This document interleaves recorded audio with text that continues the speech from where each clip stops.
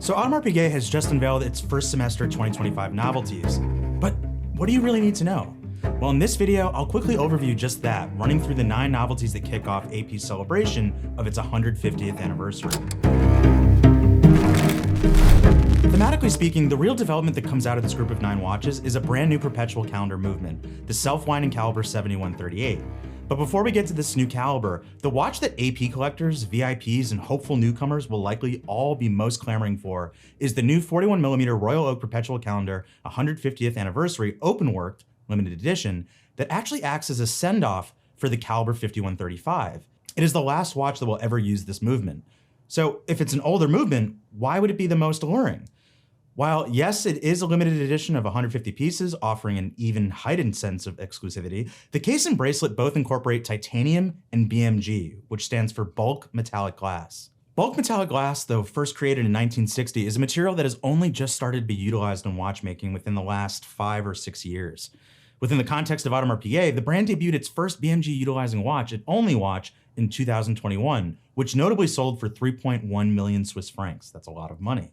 This piece unique was then followed by the reference 16202 XT in 2023 and reference 26585 XT in 2024, making this 2025 limited edition the 4th ever AP BMG model. The material, which in this new perpetual calendar is found strictly on the bezel, intermediary links, and caseback ring, is praised for its robust properties, and AP's co-developed BMG material is distinguished through its incorporation of over 50% palladium. By Audemars Piguet's own data, which accounts for metrics such as Vickers hardness, density, and more, AP lists BMG as excellent. In the scratch resistance column, the aesthetic is metallic, so it is a way to maintain a more conventional watch look while stealthily increasing scratch and corrosion resistance. And considering it is used on the polished and sensitive components of the externals that are prone to scratching and blemishing, I think it adds tremendous value. So it's a really cool new material. To expedite our journey into all of the new releases, I will quickly shout out that the 20-meter water-resistant case is 41mm in diameter and 9.9mm thick. The sapphire dial is joined with blue accents, and the overall aesthetic is inspired by the reference 25729, a perpetual calendar pocket watch created in 1992.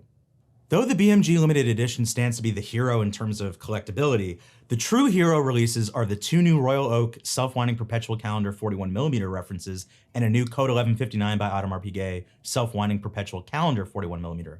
These watches all debut the new CALIBRE 7138 I mentioned earlier. But what does this new movement really bring to the table? So, the result of 5 years of development, the 7138 presents AP's own patented take on an all-in-one crown. That means the crown alone is utilized to correct the perpetual calendar indications. So there are no more pusher correctors on the side of the case, which notably allows these new perpetual calendar watches to be 50 meters water resistant instead of 20 meters. That's a major upgrade. AP explains that the new crown incorporates 4 different positions. The first enables you to wind the watch clockwise. Pulling the crown out to the second position allows you to set the date clockwise and to adjust the month and the leap year in the opposite direction.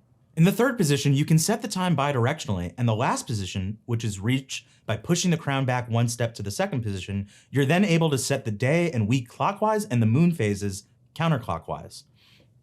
That may sound like a lot of work, but it's at least all performed through a single crown rather than a wide array of pushers. And let's be honest, with a perpetual calendar like this, you set it once, put it on a winder while not worn, and hope to still be alive in the year 2100, where it would first need some sort of manual intervention by the wearer. For the Royal Oaks that use this new 7138 movement, you have 41mm cases that are 9.5mm thick. The first is a stainless steel model with a blue dial, and the second, a more monochromatic 18-karat sand gold variant with a sand gold tone dial. The Code 1159 by Audemars Piguet self-winding perpetual calendar that also co-debuts this 7138 movement finds itself in a 30-meter water-resistant white gold case, 41mm in diameter and 10.6mm thick. It has an embossed smoke blue dial stamped with a hand-engraved guilloche mold.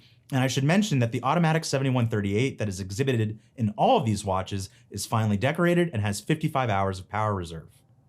Though these 3 watches are not limited edition, each of the 3 will also be available as a limited edition of 150 watches, and these special limited editions will incorporate subtle design codes that celebrate the 150th anniversary, such as special caseback engravings and a vintage font used for the Audemars Piguet branding within the moon phase, that you can also see on the BMG 150th Anniversary Limited Edition mentioned earlier, but otherwise, the regular production models are identical. Not to diminish the remainder, but those 3 models are definitely the biggest news out of this novelty drop. But we still have 5 more watches to quickly tackle, so let's do it. AP has introduced a shades of gray duo of Code 1159 by Audemars Piguet watches, each with gray dials that incorporate blue accents. Both are stainless steel and 41 millimeters in diameter, but you have a time and date option and a chronograph option. Next up, though smaller at 38 millimeters in diameter, this Code 1159 by Audemars Piguet is notably the first ever flying tourbillon watch from Audemars Piguet presented in a 38 millimeter size. The diamond set 18 karat sand gold case, 38 millimeters in diameter and 9.6 millimeters thick, is paired with a sand gold tone dial and is driven by the 50-hour automatic flying tourbillon caliber 2968. Rounding out the Code 1159 discussion is a special edition, a 41 millimeter chronograph in white gold with a blue ceramic case middle, and it has this very attractive Tuscany blue grain dial. For the first 2 months, beginning in March of this year, it will be limited to North America, and then after, sold worldwide. So that's good news for those that are really attracted to this dial. Lastly, 2 new offshores enter the mix. The first is a tritone Royal Oak Offshore self-winding chronograph 43mm with a black ceramic case that spices things up with a green ceramic bezel, crown, and chronograph push pieces. The case back frame, bracelet studs, and push piece guards are all fabricated in titanium, netting 3 different external tones. The 100-meter water-resistant case is 43 millimeters in diameter and 14.4 millimeters thick and houses the flyback caliber 4401 with 70 hours of power reserve. The dial is executed in green with black accents, and the watch is bundled with 2 dial complementing interchangeable straps. Then you have a basically full black ceramic Royal Oak Offshore self-winding chronograph, 42 millimeters in diameter, 15.3 millimeters thick, and 100 meters water resistant with a full black dial. It is driven by the automatic flyback chronograph caliber 4404, which also boasts 70 hours of power reserve. So there you have it. Those are the 9 watches that have come out and everything that you pretty much, at least on the surface, need to know about them. What I need to know from you is which would be your pick? Which would be your favorite? I know I haven't shared the pricing because it's all yet to be confirmed, but price aside, shoot for the moon. Which of these 9 would you pick? If I had to pick one, yeah, it'd probably have to be that BMG limited edition because I just think bulk metallic glass is a really cool new material. But let me know what you think in the comments below. Thanks for watching and joining me on this, adventure through the Audemars Piguet 2025 novelties. And this is not necessarily the last of what we'll see from AP in 2025.